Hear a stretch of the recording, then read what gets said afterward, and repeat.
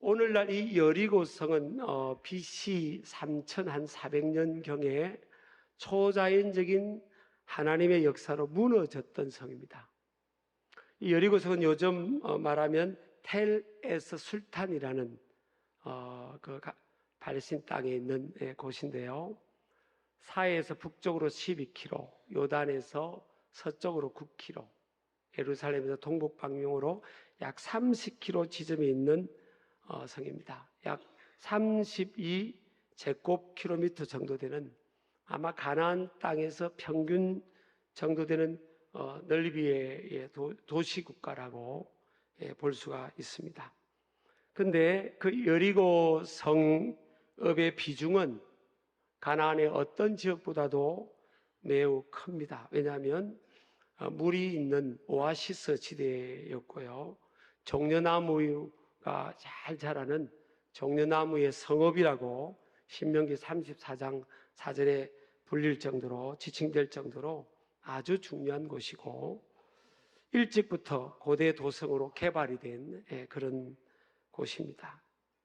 요단 대평원 서부에 위치한 여리고성은 전략적 위치상으로도 굉장히 중요합니다. 군사적으로도 요충지고, 또 교통으로도 굉장히 가나안 중부로 통하는 교통의 중요한 지점이라고 볼 수가 있어요. 그래서 전쟁이 일어나면 이 가나안 땅을 정복하기 위해서는 반드시 여리고성을 정복을 해야 됩니다. 그래서 가나안 정복의 교두보가 되는 그런 성이기 때문입니다. 그런데 문제는 이 여리고성이요, 거의 공격하기에 불가능하게 되어 있는 천년 요새의 여리고성이 이렇게 쌓아져 있어요. 천년 요새이면서 가파른 경사지 정상에 3, 4m의 석조 장애물이 설치되어 있어요. 각도도 약 35도로 경사진 곳에 만들어 있습니다. 그래서 이 가파른고 미끄러운 경사지와 여러 방해물 때문에 벽을 무너뜨리기 위해 접근하는 행위는 거의 자살 행위와 같다고 볼 수 있습니다. 그래서 이제 유일하게 여리고성을 정복하기 위해서는요, 장기간 이 성을 포위하는 것밖에 없어요. 그런데 여리고성을 장기간 포위하면 여호수아와 이 여호수아 군대에게 무슨 문제가 생기는가 하면, 가나안의 다른 연합군들이 연합을 해서 뒤에서 또 여호수아 군대를, 이스라엘 군대를 공격할 수 있기 때문에 마냥 포위를 하고 기다릴 수가 없는 거예요. 근데 여리고 사람들은요, 많은 전쟁이라도 버티기만 하면 되는 거예요. 천년 요새이기 때문에 그렇습니다. 근데 우리가 결과적으로 아는 것처럼 여리고 성은 무너졌죠. 오늘날도 여러분, 우리가 살아가면서 여리고 성을 만날 수 있습니다. 내 힘으로 해결할 수 없는, 그러나 반드시 해결해야 되는, 반드시 돌파해야 되는 여리고성을 우리가 만날 수 있어요. 인간의 힘으로, 내 힘으로 해결할 수 없는 여리고성과 같은 그런 성을 우리가 만나도 우리가 그 성을 크게 보면 안 돼요. 전능하신 하나님을 크게 보면서 하나님의 능력을 더 기대하기를 주의 이름으로 축복합니다. 그래서 하나님께서는 하나님의 방법으로 여리고성을 무너뜨리기를 원하신다는 거예요. 그 하나님의 방법이 뭐였어요? 기상천외하기도 했지만, 기발하기도 했지만, 기이하고 기가 차는 방법이었어요. 말도 안 되는 방법을 하나님이 제시한 겁니다, 여호수아에게. 그것은 여리고성을 7일 동안 돌아라는 거예요. 32제곱킬로미터 되는 그 성을 7일 동안 돌아라. 여러분, 전쟁을 치를 때는 이제 적군과 함께 맞붙어서 힘을 써야 되잖아요. 그럼 힘을 비축하고 컨디션을 잘 쉬어서 컨디션을 아주 에너지를 비축해서 최고의 컨디션을 만들어서 싸워도 하프하프 게임인 거예요. 수비하는 쪽이 좀 유리한 거예요, 사실은. 왜냐하면 천의 요새에서 방어를 하기 때문에. 그래서 공격하는 쪽에서 전사자가 많이 나올 수 있거든요. 하나님은 어떤 방법을 제시하는가 하면 7일 동안 여리고성을 돌아라. 여리고성을 돌면 힘이 빠지는데, 근데 7일째는 마지막 날에는 7번 돌아라는 거예요. 이 7이라는 숫자가 의미가 있어요. 7은요, 완전 숫자, 하나님의 숫자입니다. 8에이크 땅점 되는 그 넓이를 7일 동안 돌되 마지막 날은 7번 돌아라. 도는 동안은 음성을 들리게 하지 말아라. 말할 자유를 주면요, 불평하고 원망하기 때문에. 여러분, 이게 우리가 입을 주셨지만요, 이 말이 중요해요. 제가 좀 말을 제가 나중에 강조하려고 합니다.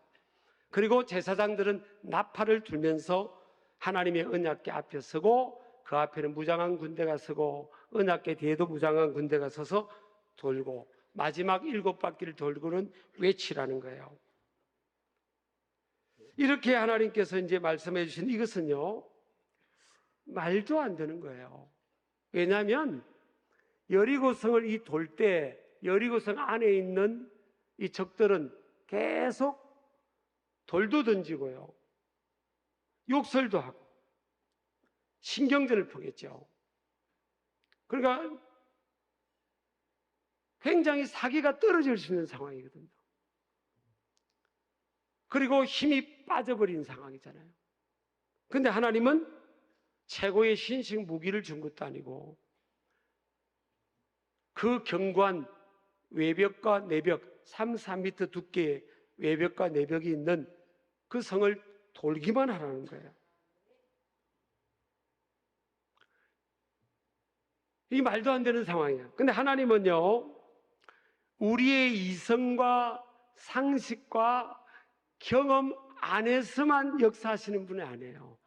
우리가 살아가면서 우리의 이성과 상식과 경험 안에서도 역사를 하시지만, 하나님의 역사의 범위는요, 우리의 이성과 상식과 경험을 뛰어넘어서 역사하신다.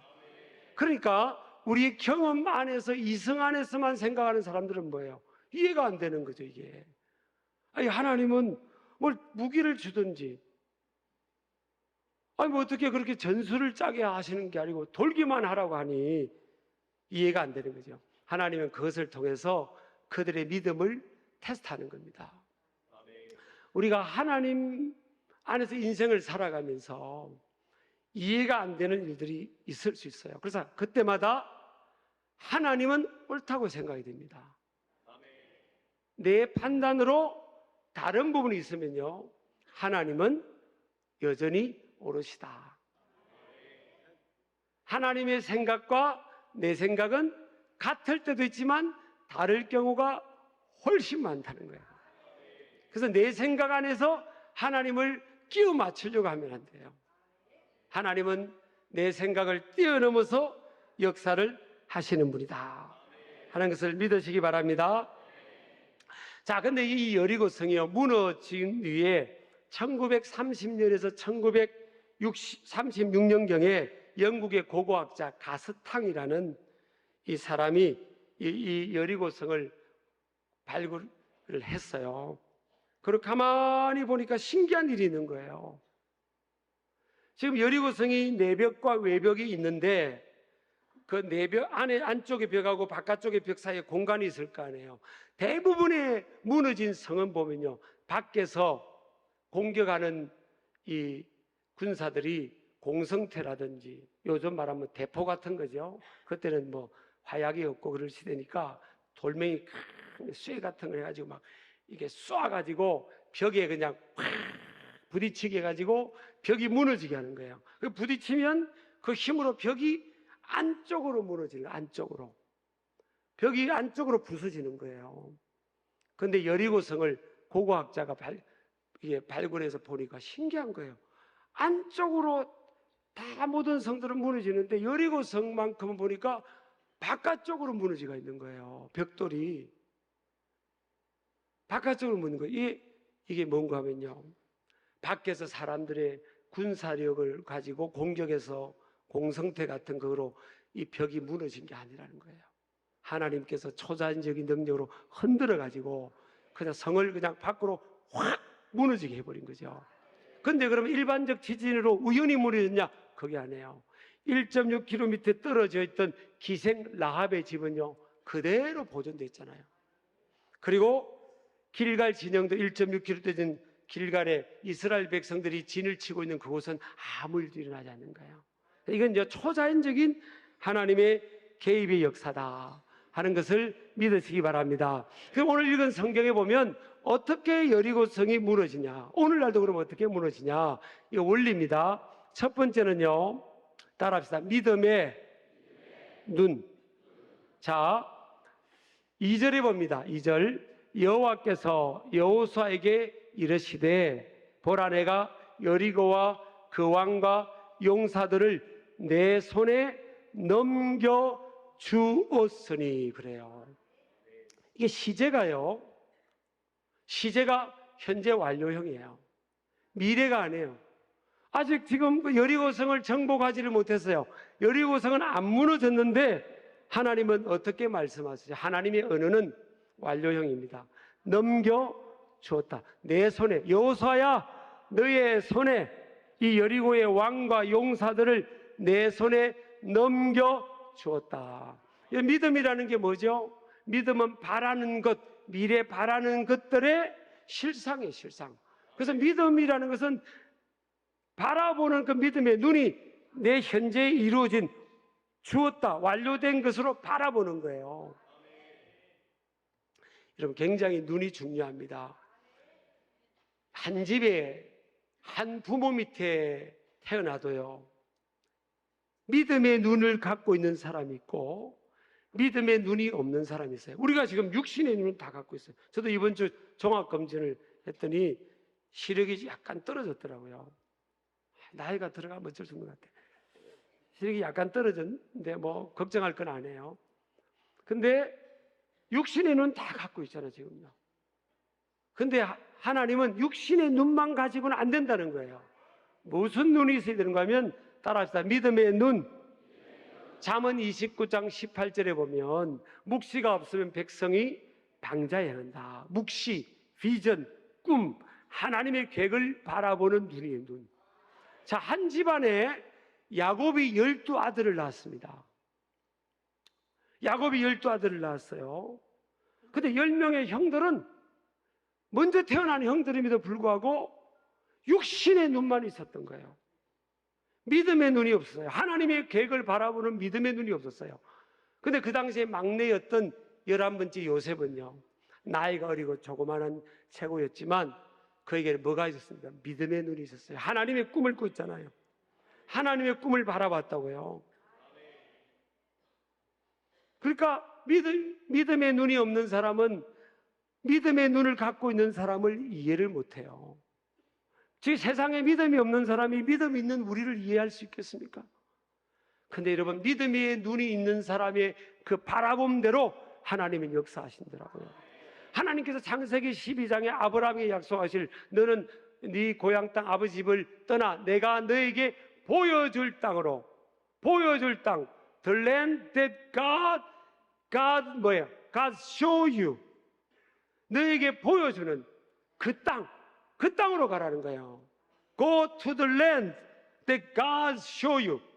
하나님이 너한테 보여주는 땅, 하나님은 보여주시고 우리는 보는 거예요. 그게 비전이고 꿈이거든요. 그 땅으로 가라는 거예요. 이게 믿음입니다. 하나님은요, 여호수아에게 뭐랍니까? 내 손에 넘겨줬다. 이거 보라는 거예요.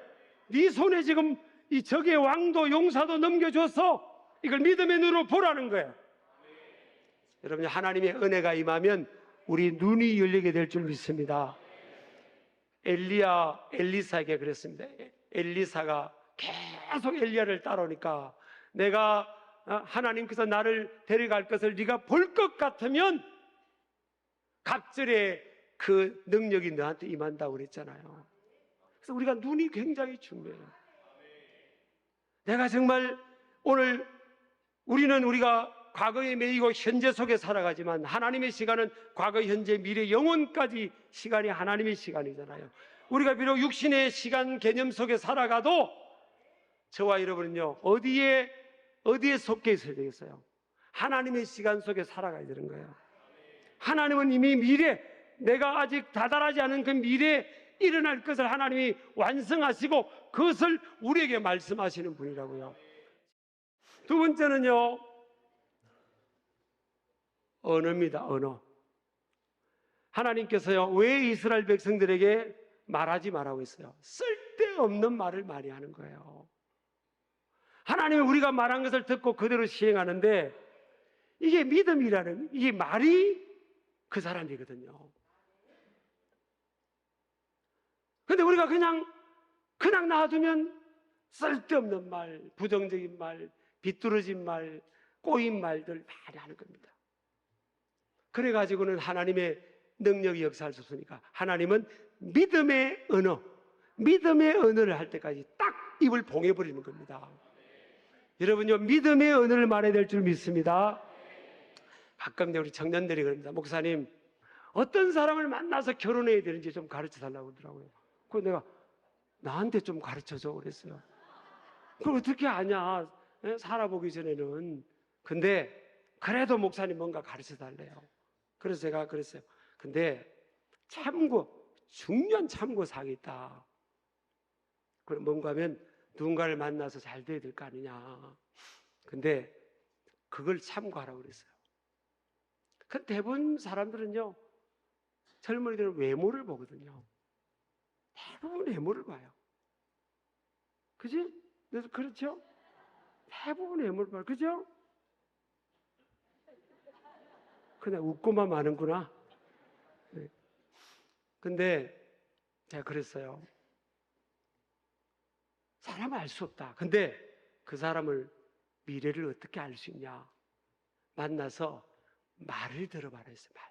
말이 아무리 외모가 그럴더라고 배경이 그럴더라도 말이 삐딱하면 그 인생은 꼬인다. 그럼 너도 만나면 꼬인다. 말이 삐딱한 사람 만나지 마라. 아무리 그럴듯하게 보기도 만나면 안 된다는 거예요. 믿음의 사람은요, 믿음의 말을 하는 사람이에요. 믿음 있는 언어, 믿음 있는 말을 하는 사람이라고요. 그래서 하나님 그 말을 듣고 그 사람의 속에 역사하시는 겁니다. 하나님의 능력으로 역사하세요. 여러분, 마태, 마가, 누가, 요한복음 보면 예수님께서 기적을 이루신 장면들이 너무나 많이 나오잖아요. 근데 그 딱 공통점이 있어요. 뭘 보고? 믿음을 보시고. 저희의 믿음을 보시고 역사하죠? 아무나 만나 역사하는 게 아니에요. 근데 자세히 들어가 보면요, 저희 믿음이 아니에요. 믿음의 말, 믿음의 고백을 보시고 주님이 역사하시는 거예요. 그 다음에요, 하나님의 여리고성은 어떻게 물으십니까? 따라합시다. 믿음의 행위, 순종입니다. 순종. 믿음의 행위, 순종을 말하는 거예요. 말도 안 되는 거예요. 말도 안 되는 거예요. 아니, 하기도 싫어. 왜 7일 동안 뱅글뱅글 돌기만 하겠어요? 사람은 자기가 하고 싶은 것만 하고 쉬운 길만 가고 그러는데 하나님은 7일 동안 돌고 마지막 날은 7번 돌라고 하는데 그거 쉽지 않아요. 여러분 순종하겠어요? 저는 하는 분도 있고 안 하는 분도 있을 거예요. 내가 어떤 청소년들이나 아이들 만나면 그래요. 너희들 어저께 우리야 어저께 너 하나님의 음성 들었다? 그래서 하나님 음성 들었지? 그러면 아니요. 아니야, 너 어저께 하나님 음성 들었잖아. 빨리 들었다고 말해. 안 들은데 그래. 내가 말해줄까? 하나님 음성이 뭔지 아니? 너 어저께 엄마 아빠가 공부하라고 그랬지. 공부하라고. 그게 하나님 음성인 거야. 오늘 여호수아와 이스라엘 군대가 있는데 이스라엘 군대에게 다 하나님 꿈에 나타나가지고 여리고성을 7일 동안 돌아오고 했습니까? 여호수아에게만 말씀해 준 거예요. 돌라고.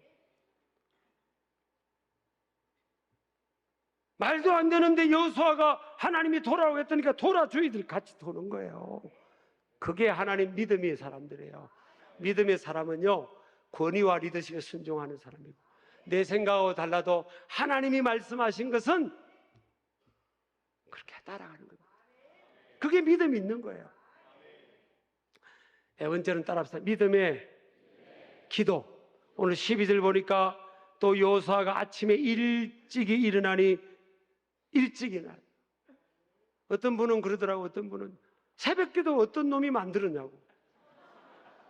어떤 애는 그래. 야, 너 목회자 되면 좋겠다. 그래서 야, 너 똘똘하다. 목회자 되면 좋겠다. 앞으로 목회자가 너무 품귀현상이 되는 시대가 된 거예요. 왜냐하면 젊은 애들이 힘든 길 안 가거든. 힘든 줄 알면 목회자 좀 대우를 잘해주든지. 여러분, 이게 새벽의 기적의 시간이에요. 내 힘으로 살래요? 하나님의 도우심으로 살래요? 여러분, 여리고성은요, 오늘날도요, 오늘의 여리고성은 내 힘으로 해결할 수 없는 일이나 상황입니다. 따라서 내 힘으로 해결할 수 없는 일이나 상황. 두 번째로는 너무나 견고하게 보이는 상황이나 사람이에요. 반드시 해결되어야 하는 상황. 시간을 마냥 지체할 수 없는 다급한 상황. 오늘의 여리고가 있어요. 저와 여러분에게도. 저에게도 있고 여러분에게도 있어요. 이 여리고성은요, 나의 신앙의 시험대입니다. 우리가 여리고성을 만나면 그걸 크게 보는 것이 아닙니다. 나의 신앙의 시험대이고, 여리고성은 위기이자 기회입니다. 여리고성은 하나님을 크게 보는 시성교정의 기회입니다. 여리고성은 하나님의 영광을 드러내는 기회고요. 여리고성은, 여러분, 여리고성에서 기생 라합과 가족을 구원했잖아요. 여리고성은 구원의 열매, 선교와 전도를 맺을 기회. 반드시 정복하고 반드시 무너질 수 있어야 돼요. 여리고성. 믿으시기 바랍니다. 근데 믿음 없는 말입니다. 저는 어디 가면 그럽니다. 우리 교단을 떠나고 교파를 떠나서 참 담임 목사 부부, 부족한 부부를 참 사랑해주는 교회가 우리 교회 같다고. 나 그렇게 솔직히 어디 가면, 여기서는 말이는 안 하는데 어디 가면 많이 말해요. 집회 가면 솔직히. 근데 이렇게 반응이 없어요. 근데 어떤 경우는요, 어떤 경우는 참 어떤 이제 젊은이를 만나면 인생 다 같은 다상 느낌인 거예요. 그래. 그래서 내가 그래서 부모님 안 계시니? 그래서 부모님 안 계셔? 그래. 엄마 아빠 다 계시다고. 야, 솔직히 여러분과 저는 뭐 가족이니까, 야, 나는 엄마 아빠 없이 3살 때부터 살아서 그런 말을 막 입에서 막 하고 싶은데 안 했어요. 사실은 내가. 하나님을 믿는다는 게 뭔데, 이게 어떻게 그 조그마한 여리고만 만나도 그냥 인생 다 산 것 같고 내 인생 끝난 것 같고, 아니 왜 그러냐고요. 믿음은 어디 갖다 놨고, 믿음이 어디 믿음을 우리가 믿는 하나님이 어디 계신 거예요 지금?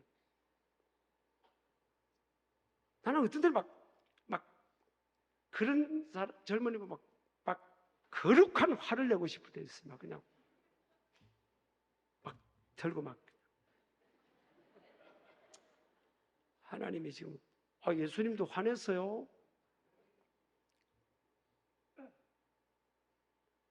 진짜 여러분, 하나님 얼마나 서운하겠어요. 제가 어려움을 모르는 사람이 아닙니다. 산 넘어 산일 수 있고요, 산 넘어 또 여리고를 만날 수 있어요. 근데 우리 여러분 담임 목사 부부를 왜 사랑하세요? 난 여러분 눈빛 보면 굉장히 사랑하는 것 같아. 제가 느껴져요, 사실은. 근데 왜 사랑해요? 뭐 보고 사랑합니까?